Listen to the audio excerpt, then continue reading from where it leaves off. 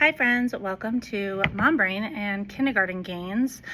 Today we are going to be learning about how to blend CVC words. So for those of you who don't know, a CVC word is a word that is made up of a consonant, a vowel, and a consonant. So if we remember back to when we were in elementary school, a vowel contains the letters A, E, I, O, U, and sometimes Y. So a way that I used to remember, and I remember this from kindergarten when I was learning how to read, was we used to do this little song that was called A-E-I-O-U, ting tang, walla walla bing bang. So even when I think about those vowels, that's the song that I usually sing. So if you ever need a fun little rhyme or song to help your kiddos remember what vowels are, that's usually how I remember it. And then also just remembering that sometimes Y can be a vowel depending on the word. So, like I said, we're going to learn how to teach blending those CVC words. So, a lot of times with the science of reading now, you'll see these types of boxes. Each box represents a sound. So, like I said, we're learning CVC words. So, I'm going to go ahead and grab a vowel. I'm going to grab A. Okay, and then I am just going to make up a common word. We can do this one right here. So each box represents the letter sound to help us make it. So I have, if we know what the letter sound is for this letter, it's B, right? B says B. So B, we know A says A, and then we know T says T. So a lot of times what I've learned as well is teaching tapping on our fingers, which each finger represents a sound. B-at, bat, B-at, bat, and then you say it all together. So usually I'll tell my kids, sound it out, and then we go B-at, bat, okay? A lot of teachers, what they will do as well, and I will show in another video, is they will represent counting cubes. So each one, when they know the letter sound, they'll put the cube here. So then they'll put the cube and say B. So this cube or this box represents B. A represents A. And then T, T. So they will put their counting cubes in, B, at, bat. And then they say it all together. Okay, so what's really nice about these magnets too is you can also practice with nonsense words. A nonsense word is a word that is not actually a word. So, but again, we're doing CVC. So then that way we can practice those short letter sounds with the vowels. So one thing that I could do with this word also, which is not a nonsense word, is mix it up and go t-a-b, tab, right? T-a-b, tab. And then my kiddos and I, we will practice tapping them out together. T-a-b, tab. Okay, so then when you blend, this is how the motion that you do.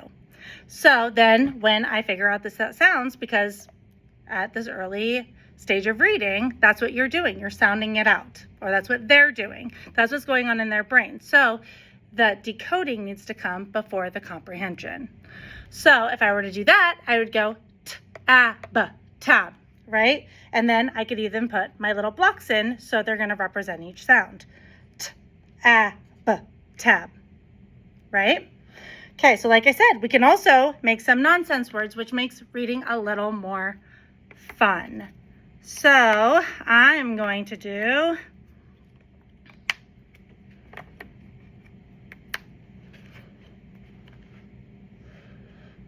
n-a-k, knock, right? So n-a-k, knock.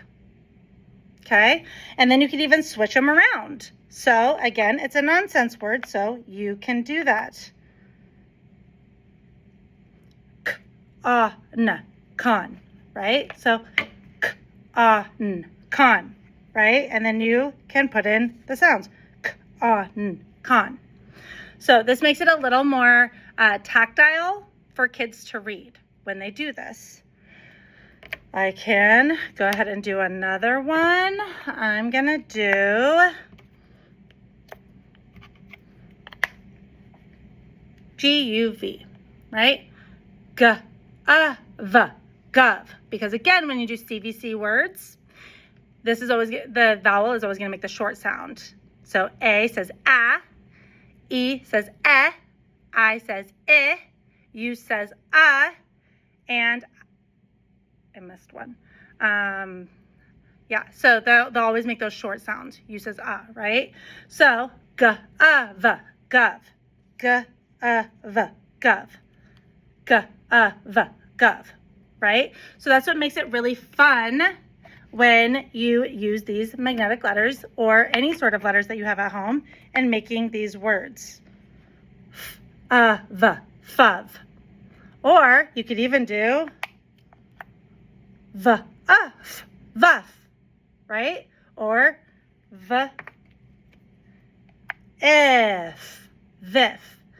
So reading nonsense words is actually really helpful for early readers, is because they're learning to read and not just make sense of what they're reading. So it's actually teaching those foundational skills in how to decode words based off spelling patterns that they're going to be learning, which is why we have been learning the phonograms.